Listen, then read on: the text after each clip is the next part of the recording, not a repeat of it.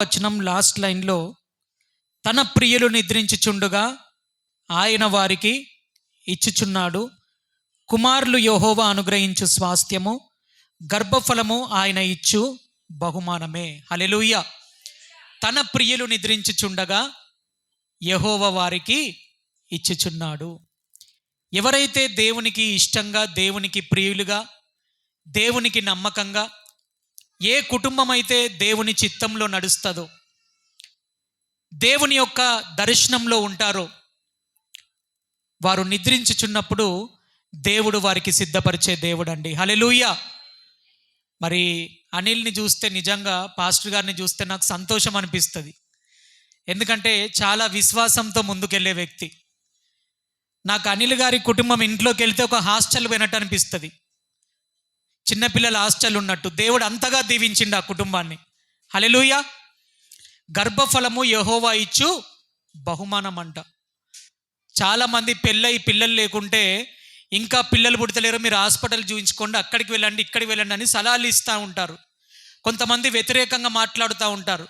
అవమానకరమైనటువంటి ఆ నిందలు వేస్తూ సూటిపోటి మాటలతో బాధ పెడుతూ ఉంటారు. కానీ ఇందాక డేవిడ్ రాజయ్య గారు చెప్పినట్టుగా, గర్భఫలం అనేది అది దేవుడు ఇస్తే కానీ అది ఏ మనుష్యుల ద్వారా వచ్చేది కాదు. ప్రియ దేవుని బిడ్డలారా, హల్లెలూయా. అయితే ఈ విషయంలో నేను చాలా సంతోషిస్తున్నాను. ఎందుకంటే యవన కాలంలో ఉన్నప్పుడు మరి సాటి అయిన సహాయము, భార్య దొరికిన వానికి మేలు దొరికింది. మరి అనిల్ గారు ఏమనుకుంటున్నా నాకు తెలియదు, కానీ సిస్టర్ దొరికినందుకు ఆయనకు నిజంగా మేలు దొరికిందని నేను నమ్ముతున్నా. హల్లెలూయా. ఎందుకంటే ఆయన హైదరాబాద్ కానీ ఇంకా వేరే వేరే ప్రాంతాలకు సేవకి వెళ్ళినప్పుడు సిస్టర్ ఎట్లా ముగ్గురిని కంట్రోల్ చేస్తుందని నేను ఆశ్చర్యపోతా. అంటే అనిల్ గారు అట్లా ట్రైనప్ చేసిండు సిస్టర్ని. హల్లెలూయా. అంటే ఇద్దరు ఒకరికొకరికి ట్రైనింగ్ ఇచ్చుకుంటూ, వారు ముగ్గురు పిల్లల్ని పోషిస్తూ, ఇటు సేవలో ముందుకు సాగుతూ, ప్రభు వారిని వాడుకొని నిలబెడుతూ స్థిరపరిచాడు. హల్లెలూయా. అయితే గర్భఫలము యెహోవా ఇచ్చు బహుమానం అటండి. మనకెవరన్నా గిఫ్ట్ ఇచ్చారనుకోండి, ఏదన్నా బహుమానం ఇచ్చినప్పుడు ఆ గిఫ్ట్ మనం వాడుతుంటే, ఆ గిఫ్ట్ ఇచ్చిన వారు దాన్ని చూసి మనం వాడుతున్నప్పుడు సంతోషపడతారు. అరే, నేను ఇచ్చినటువంటి ఒక గిఫ్ట్ ఉపయోగకరంగా ఉన్నది, వీళ్ళకు చాలా అది అవసరత తీర్చిందని చెప్పి ఆ ఇచ్చిన వారు సంతోషపడతారు. అదే రీతిగా దేవుడు గ్లోరీని మీకు బహుమానంగా ఇచ్చాడు. బహుమానంగా ఇచ్చినప్పుడు ఆ బిడ్డను దేవుని కొరకు మీరు ప్రతిష్ఠించినప్పుడు, దేవుని కొరకు దేవుని సన్నిధానంలో చిన్ననాటి నుండి దేవుడు మీకు ఇచ్చినటువంటి ముగ్గురు పిల్లల్ని దేవుని సన్నిధానంలో దేవుని కొరకు వారు వాడబడుతున్నప్పుడు, దేవుని కొరకు పెరుగుతున్నప్పుడు, మీకులాగా భక్తి జీవితంలో సండే స్కూల్లో కానీ యవన కాలంలో వారు వచ్చిన తర్వాత భవిష్యత్ అంతటిలో వారు ప్రభు కొరకు నిలబడ్డప్పుడు దేవుడు సంతోషిస్తాడు. ప్రియ దేవుని బిడ్డలారా, హల్లెలూయా. నేను ఇచ్చిన బహుమానము నా కొరకు వాడబడుతున్నారు, వారు సంతోషిస్తారు అని ప్రభు ఎంతగానో సంతోషపడేటువంటి ఆ మంచి వాతావరణాన్ని మీరు చూస్తారు. అంతేగాని చిన్నపిల్లలను చూసినప్పుడు, గొడవ పెట్టినప్పుడు చీదరించుకోవద్దు. నువ్వెందుకు పుట్టినవురా అని వారిని అసహించుకోవద్దు. ఈరోజు చాలామంది పిల్లలు చెడిపోవడానికి కారణం ఏంటంటే తల్లిదండ్రులే.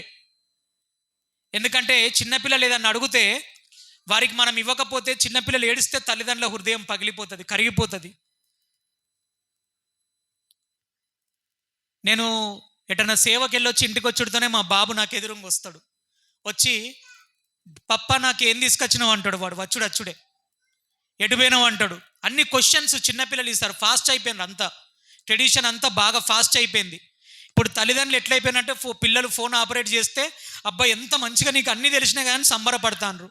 కానీ ఆ ఫోన్ ద్వారా ఎన్ని భయంకరమైనటువంటి ఆ పరిస్థితులు ఎదురవుతున్నాయో అర్థం కావట్లేదు.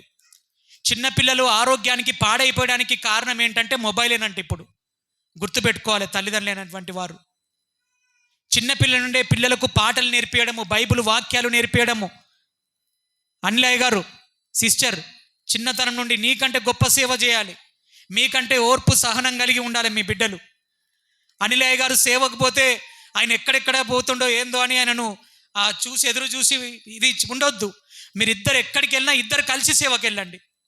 అప్పుడు దేవుడు ఆ సేవను విస్తరిస్తాడు. ఇంకా ఆ సేవను దేవుడు ఫలిస్తాడు.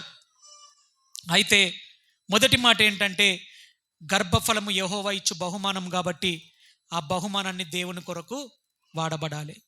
రెండవదిగా ఏంటంటే ఎఫెసీయులకు రాసిన పత్రిక 6వ అధ్యాయం 4వ వచనంలో, తండ్రులారా మీ పిల్లలను ప్రభు యొక్క శిక్షలోను బోధలోను వారిని పెంచుడి.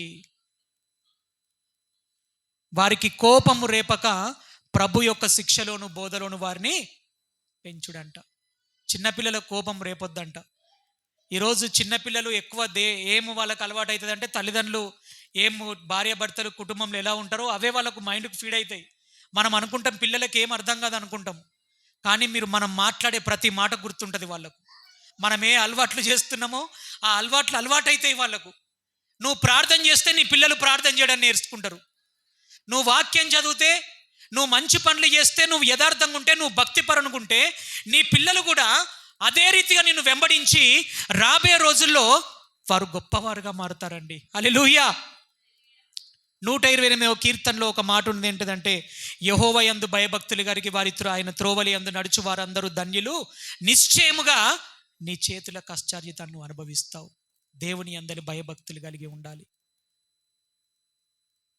దేవుని సన్నిధిలో పచ్చని ఒలివ చెట్టు వలె మనం నాటబడి ఉండాలి. నీ లోగిట నీ భార్య ఫలించు ద్రాక్షవల్లి వలె ఉంటుందంట. నీ భోజనపు బల్ల చుట్టూ నీ పిల్లలు ఒలివ మొక్కల వలె ఉంటారు. హల్లెలూయా. మరి అనిల్ సహోదరి పిల్లలు ముగ్గురు కూడా పచ్చని ఒలివ మొక్కల వలె వారు దేవుని కొరకు వారు పెరుగుదురుగాక. ఆమేన్. చివరిగా ఒక మాట చెప్పి నేను ముగిస్తాను. మరి దేవుడు మోషేతో మరి ఏమని మాట్లాడుతున్నాడంటే, ఇశ్రాయేలుకు ఎలాంటి దీవెనలు దేవుడు ఇచ్చాడంటే, సంఖ్యాకాండము 6వ అధ్యాయము 24వ వచనం కనుక మనం చూస్తే, యెహోవా నిన్ను ఆశీర్వదించి నిన్ను కాపాడునుగాక. ఈ చిన్న బిడ్డను దేవుడు గ్లోరీని ఆశీర్వదించి ఆ బిడ్డను కాపాడునుగాక. అందరం ఆమేన్ చెప్దాం. రెండవది వాగ్దానం ఏంటంటే, యెహోవా తన సన్నిధి కాంతిని ప్రకాశింపజేసి ఆ బిడ్డను కరుణించునుగాక. యెహోవా మరి చిన్న బిడ్డ గ్లోరీ మీద తన సన్నిధి కాంతి ఉదయింపజేసి ఆమెకు సమాధానము కలగజేయునుగాక. ఆ రీతిగా ఈ చిన్న బిడ్డలను, ఈ కుటుంబాన్ని, ఈ సంఘాన్ని దేవుడు దీవించి ఆశీర్వాదకరంగా అనేకులకు బ్లెస్సింగ్గా దేవుడు మార్చునుగాక. ఆమేన్. ఇక్కడున్నటువంటి దైవజనుల సంఘాలన్నిటినీ దేవుడు దీవించునుగాక. ఇంకా మీరు ఫలించి అభివృద్ధి పొందుదురుగాక. మీరు చేస్తున్న పరిచర్య ఈ సంవత్సరం అంతా కూడా ఇంకా గొప్ప పంట మీరు కొయ్యుదురుగాక. ఈ దీవెనల వాక్కులన్నీ కూడా పరిశుద్ధాత్మ దేవుడు మనందరి వినికిడిలో, ప్రాముఖ్యంగా సహోదరి విషయంలో, అనిల్ విషయంలో, చిన్న బిడ్డల విషయంలో, ఈ కుటుంబ విషయంలో దేవుడు నెరవేర్చునుగాక. ఆమేన్. నేను అనిల్ గారి అత్తగారిని బట్టి కూడా, వారి అమ్మగారిని బట్టి కూడా నేను ప్రభువును స్తుతిస్తున్నాను. ఎందుకంటే ఏ ఆపదున్నా ఏదున్నా అనిల్ గారి అత్తగారు మాత్రం పాస్టమ్మ గారు ఎప్పుడు ఇక్కడ ముందుంటారండి.